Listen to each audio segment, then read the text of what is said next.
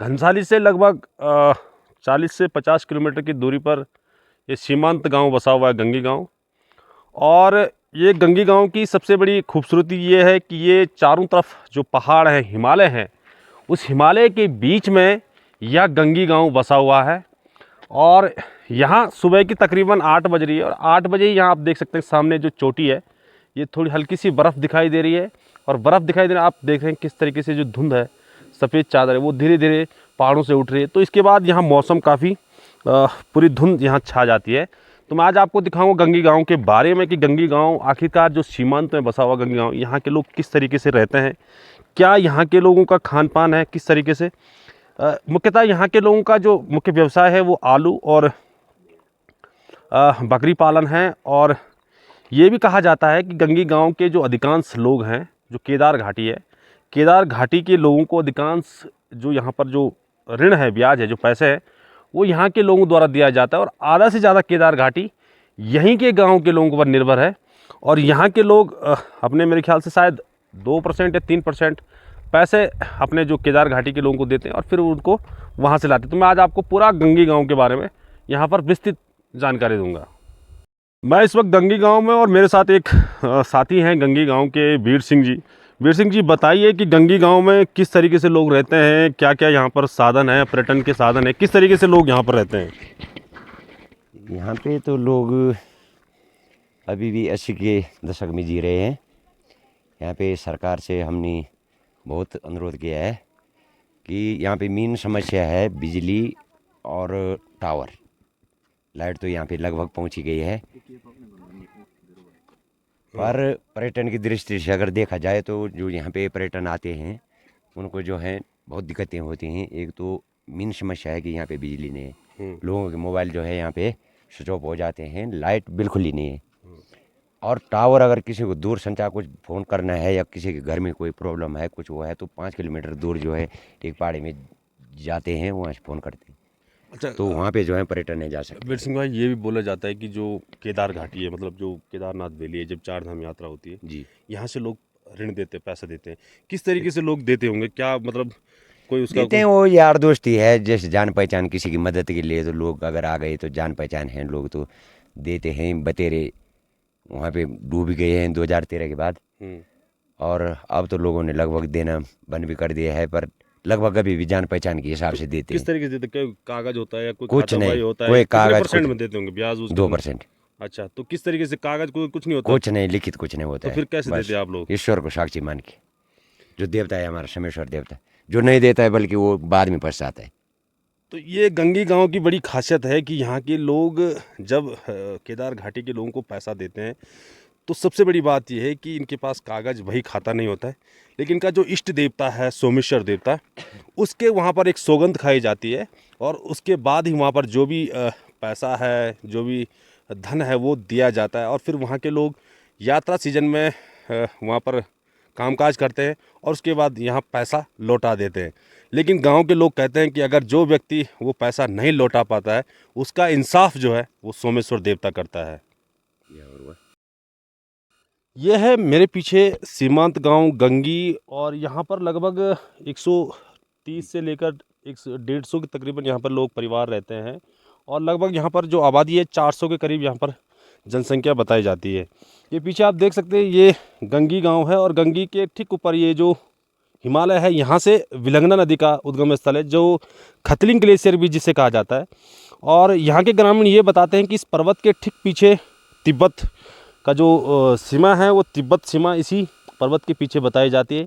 यहाँ कभी गंगी गांव में एक दर्रा हुआ करता था, और जिस दर्रे से यहाँ के लोग आधा व्यापार करते थे, तिब्बत के साथ यहाँ व्यापार करते थे।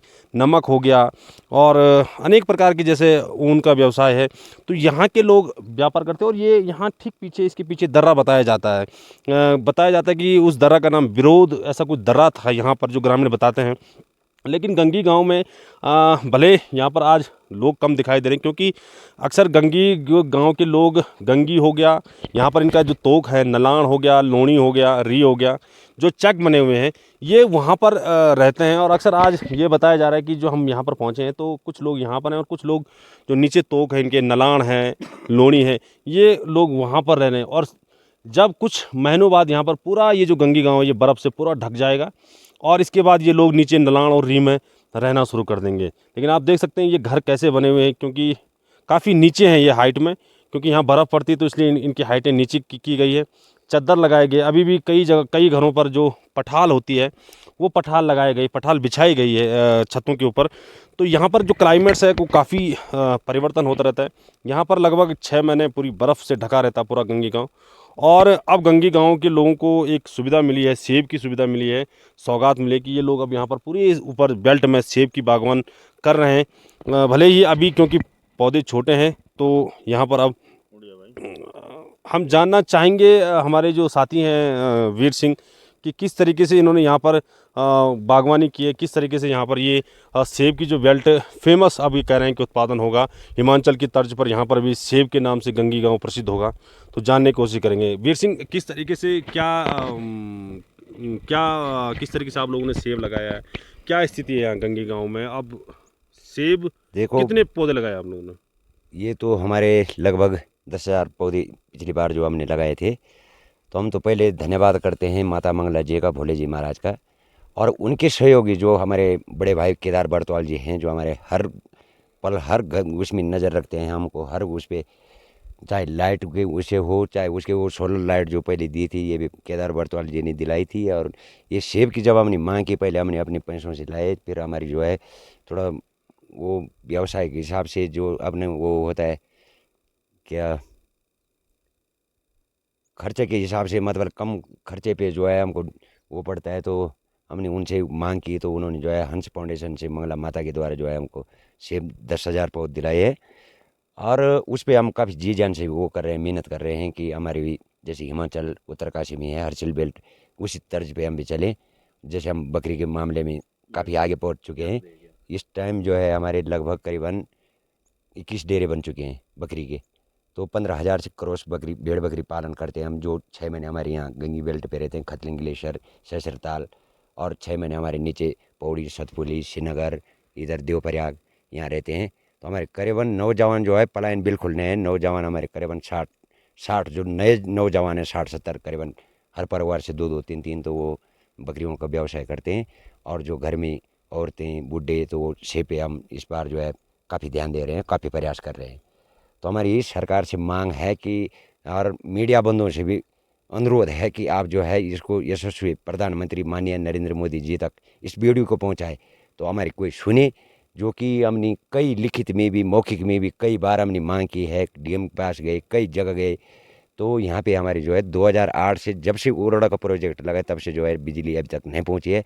हमारे बच्चे जो है पढ़ाई के मामले में चौपट हैं। संचार, दूर संचार तो यहाँ बिल्कुल है ही नहीं, जब बिजली नहीं है तो दूर संचार तो कहाँ से होगा। इसके लिए जो हमको 5 किलोमीटर एक चोटी में जाना पड़ता है, वहाँ अगर कोई बीमार हो गए या कुछ हो गए तो वहाँ जाते जाते 2 घंटे का वो लग जाता है टाइम। तो कभी वहाँ नेटवर्क आता है, कभी नहीं आता है। तो वहाँ मात्र थोड़ा 1-2 डनी वो सिग्नल के आती हैं, तो वहाँ से जो है हमारा दूर संचार बात होती है।